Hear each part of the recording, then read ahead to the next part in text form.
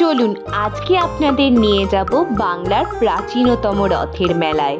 হ্যাঁ, ঠিকই ধরেছেন, আজকে এসেছি মাহেশের রথের মেলায়, যেটি বাংলার প্রাচীনতম তো বটেই, এছাড়াও ভারতের দ্বিতীয় বৃহত্তম এবং দ্বিতীয় প্রাচীনতম রথের উৎসব। তো কবে থেকে কিভাবে শুরু হলো এই রথের উৎসব, এই সব কিছুই জানবো আজকের ভিডিওতে। ভিডিওটি ভালো লাগলে অবশ্যই লাইক, কমেন্ট, শেয়ার করবেন আর আমার চ্যানেলটি সাবস্ক্রাইব করতে ভুলবেন না।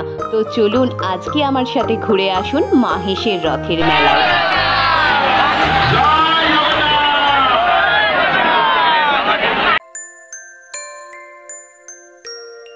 1396 খ্রিস্টাব্দে তৎকালীন শেওড়াফুলির রাজা মনোহর রায় প্রতিষ্ঠা করেন এই জগন্নাথ মন্দির।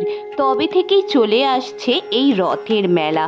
এবছর এই রথের মেলা হচ্ছে 628তম রথের মেলা। যদিও রাজা মনোহর রায়ের প্রতিষ্ঠা করা সেই মন্দিরটি আজ ধ্বংসপ্রাপ্ত এবং এই যে নতুন মন্দিরটি আপনারা দেখছেন, এটা প্রতিষ্ঠা করেন নয়নচাঁদ মল্লিক 1755 খ্রিস্টাব্দে। তখন এই মন্দিরটি নির্মাণের খরচ পড়েছিল 20,000 টাকা। মাহেশের রথে যে রথটি টানা হয়, অর্থাৎ যে রথটি আপনারা দেখছেন, এই রথটির উচ্চতা 50 ফিট এবং ওজনে 125 টন। এই রথের সামনে থাকে দুটো তামার ঘোড়া। এবার চলুন জেনে নিই এই জগন্নাথ মন্দির এবং এই রথের ইতিহাস। কথিত আছে 14দশ শতাব্দীতে বাংলায় এক মহান সাধক বসবাস করতেন, যার নাম ধ্রুবনন্দ ব্রহ্মচারী। তিনি একবার পুরীতে যান জগন্নাথ দেবকে দর্শন করার জন্য। পুরীতে জগন্নাথ দেবকে দর্শনের পর তার মনে বড় স্বাদ হয়, তিনি নিজে হাতে ভোগ রান্না করে জগন্নাথ দেবকে নিবেদন করবেন।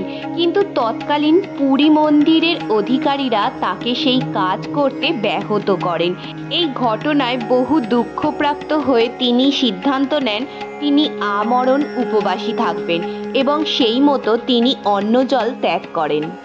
এভাবেই 3 দিন উপবাসী থাকার পর তিনি অবশেষে স্বপ্নে দৈববাণী শুনতে পান, বাংলায় ফিরে যাও, সেখানে গঙ্গা তীরে মাহেশ নামে একটি স্থান আছে, সেখানে আমার অপেক্ষা করো, দারু ব্রহ্মরূপে তুমি আমায় পাবে। এবং সত্যি সত্যি কিছুদিন পর এক বিপুল বর্ষার রাতে ধ্রুবানন্দ ব্রহ্মচারী গঙ্গার জলে দেখতে পান দারু ব্রহ্ম, অর্থাৎ নিম কাঠের গুঁড়ি। সেই গুঁড়ি দিয়েই তৈরি হয় জগন্নাথ দেব, বলরাম এবং সুভদ্রার মূর্তি। সেই থেকেই এখানে জগন্নাথ দেব বিরাজ করছেন এবং বিপুল সমারোহে পালিত হচ্ছে রথের উৎসব। এই মন্দিরে একবার স্বয়ং চৈতন্য মহাপ্রভুও জগন্নাথ দেবকে দর্শন করতে আসেন এবং তার রূপ দর্শন করে তিনি ভাব সমাধিতে ডুবে যান। এখানে রথ দেখতে আসেন রামকৃষ্ণ পরমহংসদেবও, তাই জন্য এখানে তার একটি মন্দিরও করা আছে। এখানে জগন্নাথ দেবের সাথে নীলমাধব, চৈতন্য মহাপ্রভু, রামকৃষ্ণদেব সকলেই নিত্য পূজা পেয়ে থাকেন। পুরীর নিয়ম মাফিক এখানেও স্নান যাত্রা উৎসবের পরে নির্দিষ্ট দিনে রথযাত্রা বেরোয় সমারোহের সাথে এবং প্রতি 12 বছর অন্তর এখানেও নবকলেবর হয়।